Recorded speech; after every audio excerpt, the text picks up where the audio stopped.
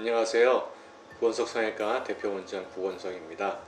메가덤을 이용한 코성형 사례들을 첫 수술과 재수술로 구별하여 설명드리도록 하겠습니다. 사례 1입니다. 36세 여성으로서 코가 짧고 굉장히 낮고 피부도 굉장히 타이트한 편입니다. 그래서 코끝은 귀연고를 이용해서 길이도 늘리고 높이도 늘리는 그런 수술을 하고요. 콧대는 기증유피 5-6mm를 넣어주었습니다. 그래서 수술 후 3개월 된 모습인데요. 이와 같이 코끝도 상당히 높이 올라갔고요. 콧대도 충분히 우리가 원하는 만큼 자연스러운 모습을 잘 나타내고 있고요.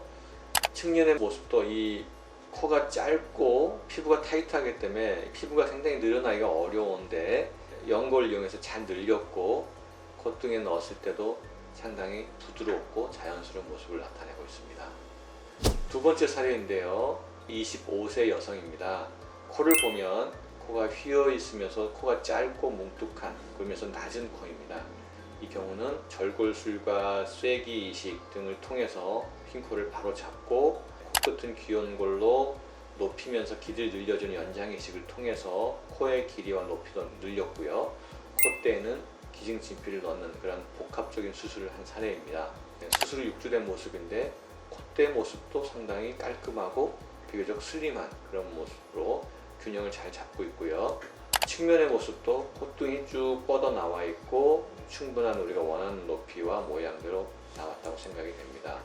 기증진피를 했을 때 콧대 모양이 자연스럽지 않다 또는 뭉툭하다 또는 둔탁하다 그런 우려들을 불식한 그런 사례들입니다.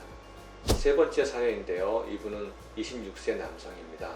이분도 역시 코가 좀 짧은 편이고요. 콧대가 좀 낮은 편입니다. 그래서 기연고를 이용해서 코끝의 높이와 길이를 충분히 눌려주고 콧대는 기증진피를 이용해서 높여준 사례입니다.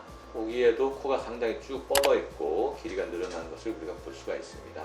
반측면에서 보면 코의 길이가 충분히 늘어났고 콧등도 우리가 원하는 만큼 남성적인 모습으로 올라와 있는 그런 것을 확인할 수 있습니다. 측면에서도 콧대가 약 5mm 정도 올라와 있는 상태로서 이 기증진피의 기성품은 제일 두꺼운 높이가 5-6mm입니다. 왜냐하면 우리의 피부 2겹, 3겹 겹쳐서 만든 제품이 아니고 한 겹으로만 만든 제품입니다. 최대 두껍다 하더라도 5-6mm 이상 압축한 상태에서 나올 수가 없기 때문에 가장 두꺼운 제품인데요. 그래서 어느 정도 제한성은 있지만 우리가 자연스럽게 올리는 데는 별 무리가 없다고 생각이 됩니다. 다음은 재수술 사례입니다. 1년 전에 실리콘으로 코성형을 한 이후에 콧등이 이렇게 이리저리 휘어 있고 코끝이 뒤틀려 있는 모습입니다. 그리고 콧구멍도 보이는 현상을 보이고 있고요. 실리콘에 의한 염증 반응으로 인해 구축이 일어나는 것을 우리가 진단을 내릴 수가 있었습니다. 그래서 수술할 때 실리콘과 피막과 굳은 살들을 모두 제거하고 코끝 연고를 완전히 분리해서 자유롭게 풀어준 다음에 귀연고를 이용해서 이 날개 이식을 해줘서 코끝의 모양을 자연스럽게 만들고 콧등에는 높이가 낮아지면서 피부가 얇아졌기 때문에 기증진피로 높이와 두께를 다 보강해주는 그런 수술을 해줬습니다. 대각선 모습에서도 코의 길이가 충분히 내려와 있는 것을 확인할 수 있고요. 6개월이 지난 후에도 콧등의 높이를 유지를 잘 하고 있는 것을 볼 수가 있습니다. 측면에서 보니까 코의 길이가 충분히 내려왔고 콧대도 유지를 하고 있는데 콧등이 약간 두꺼운 이유는 일부가 좀 흡수될 것을 예상을 해서 과교정을 한 상태인데요. 기증진피의 장점은 약간 이렇게 불룩한 부분이 있다 하더라도 이 부분을 마사지를 함으로써 점점 더 흡수를 시켜서 모양을 어느 정도 몰딩 시킬 수 있다는 장점도 있습니다. 두 번째 사례인데요. 41세 여성입니다. 20년 전과 15년 전에 실리콘으로 2차례 수술을 받았는데요. 이후에 염증 반응이 나타났고 또 약물 치료도 하고 그때 증세에 대해서 일시적인 대응을 했지만 실리콘이 드러나고 코가 변형되는 그런 구축 현상이 나타났습니다. 그래서 모두 제거하고 코끝 연고를 자유롭게 한 다음에 귀연고를 이용해서 길이를 늘려주고 콧대에는 기증진피를 넣어준 상태입니다. 그래서 콧구멍의 모습이 덮이게 되고 길이가 충분히 늘어났고 더 이상의 콧등의 윤곽이 드러나지가 않고 있고 자연스럽죠. 그래서 수술 후 10개월인데도 코 모양이 잘 유지가 되어 있고요. 이 삐뚤어져 있던 코끝도 역시 똑바르게 잘 유지를 하고 있고요. 윤곽이 선명하게 드러났던 실리콘도 코가 충분히 길어졌고 기증진피의 윤곽은 전혀 드러나지 않으면서 자연스러운 모습을 보이고 있습니다. 그리고 10개월 지났음에도 불구하고 높이는 자연스럽게 많이 줄어들지 않고 잘 유지를 하고 있는 것을 볼 수가 있습니다. 자, 이분도 31세 남성인데요. 6년 전에 실리콘과 비중격 연골로 수술한 이후에 염증 반응 때문에 이렇게 구축이 일어났습니다. 그래서 코가 이렇게 기울어져 있고 콧구멍도 들리고 코가 짧아져 있죠. 자, 이 수술 후 10개월 된 모습인데요. 코의 길이를 잘 유지하고 있고 높이도 자연스럽게 잘 유지를 하고 있습니다.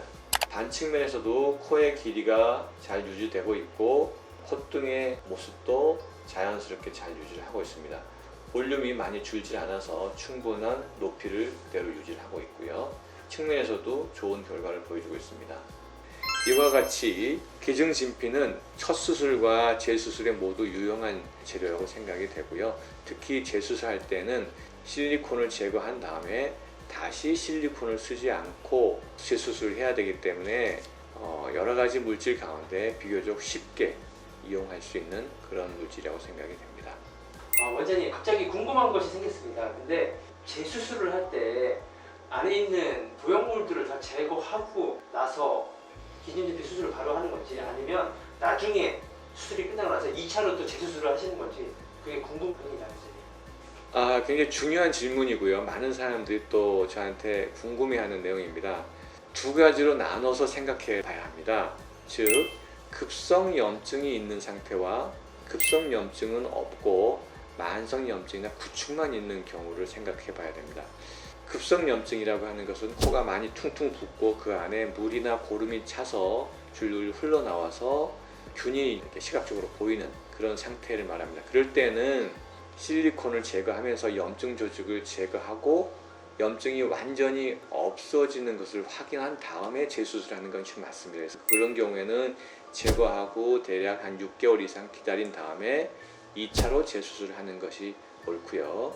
그런 고름이나 물이 차거나 급성염증이 없이 구축이 일어나고 만성염증 반응이 생겼다 없었다 이런 일반적인 경우에는 원스테이지로 그 모든 문제를 한 번에 해결할 수가 있습니다. 답이 됐나요? 네, 궁금증이 해결됐습니다.